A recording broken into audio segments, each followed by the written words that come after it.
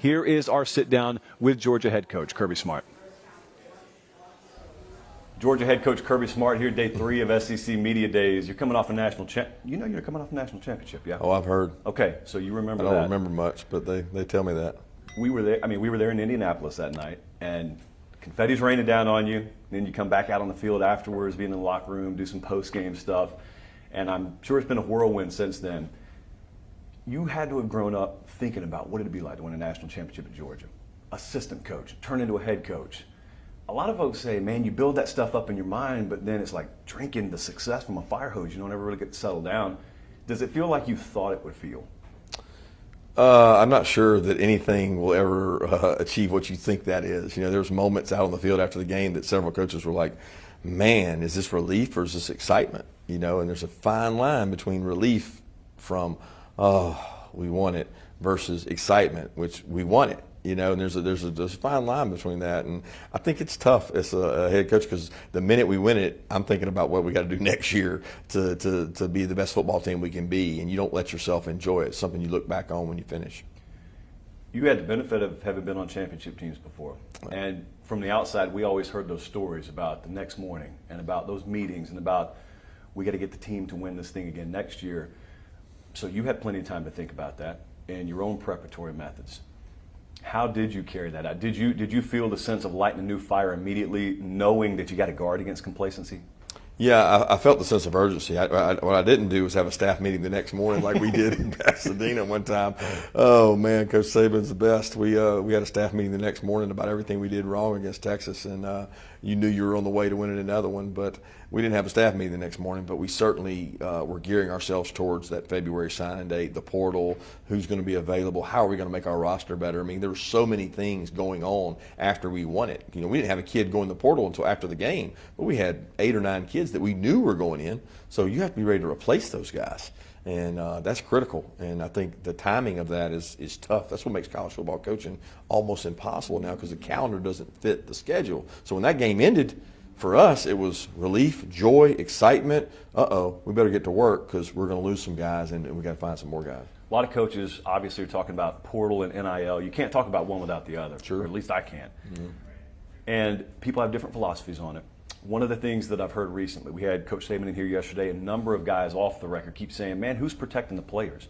Who's looking out for making folks follow through on the promises that are given, especially when it comes to NIL? A lot of people use wild, wild west in terminology to describe what's happening right now. So what's the philosophy been like at Georgia, and how do you look at what you guys are doing and maybe the rest of the landscape and see differences of methodology out there? Right.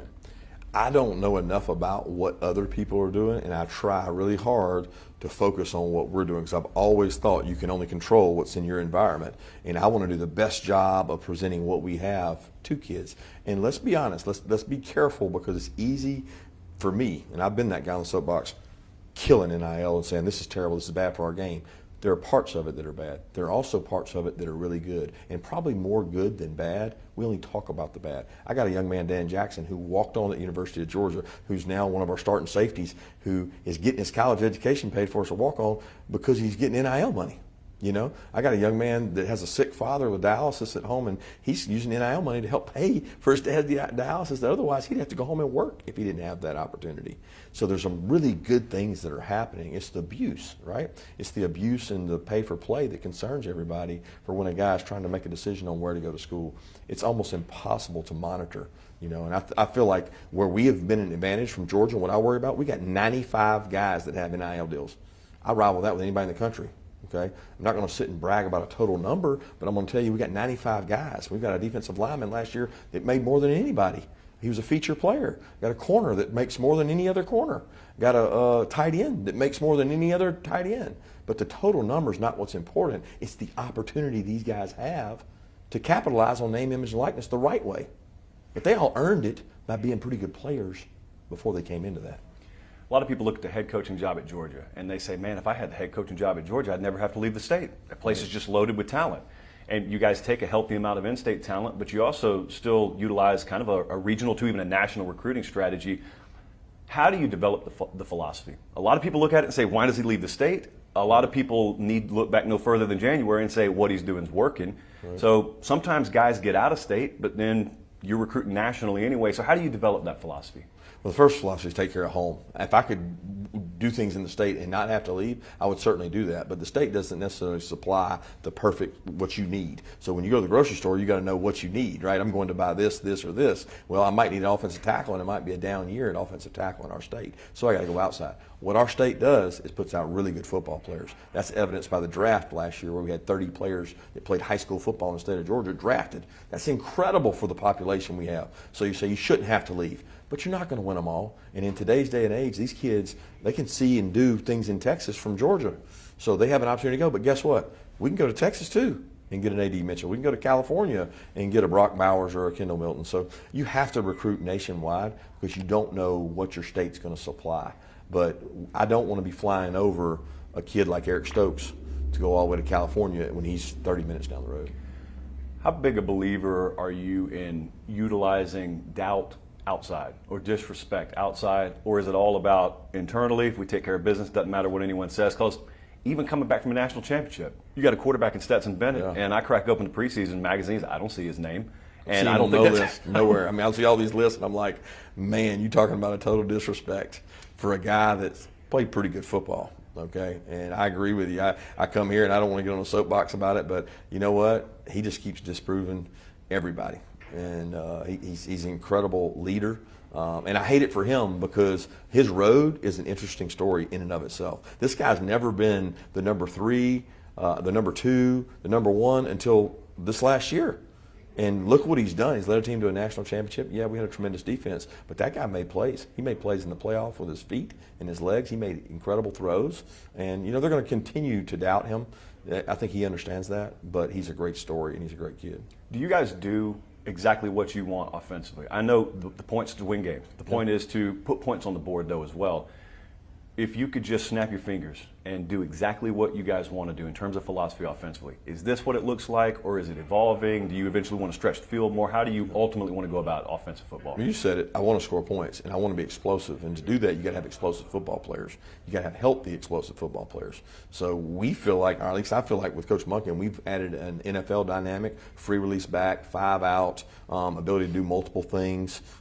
That helps guys sell our offense to high school prospects. They want to play an NFL system. Well, Coach Monk's done that. He's done that. He's done it at Tampa. He's done it at Cleveland. He's had success in the NFL. So when you start looking at that, you want to sell the total system. Now, what that specifically is depends on our players. We've got elite tight ends right now. We've got a couple exceptionally fast wide receivers. We got to utilize their skill sets so that guys can see that. Last question for you. What's keeping you up at night right now? When you look at your team and you're about to break fall camp in a few weeks, what are the biggest areas, and not concern, but the biggest question marks that you know you got to get after it and address? Well, start on defense. We just lost so many experienced players. I think we've got talented players. How do we get them to buy in and play well together and not think they got to be N'Kobe Dean and Jordan Davis? They don't have to be those guys. They got to be the best version of themselves. That worries me. You know, offensively, we got a lot of players coming back. We got a lot of experience at tight end, quarterback, even running back and receiver. We got guys coming back with touches. That's where the complacency worries you. They've got to buy in to be an elite, not just as good as we were last year. We got to be better, and I think they get that. Georgia head coach Kirby Smart, I appreciate it. Thank you. Appreciate it. Really appreciate Kirby Smart joining us. That was a big one for us to get early this morning. Did you notice when I asked about the way they want to play offensively, it's a really big topic of conversation around this state. We're in Atlanta right now, and around the Georgia fan base.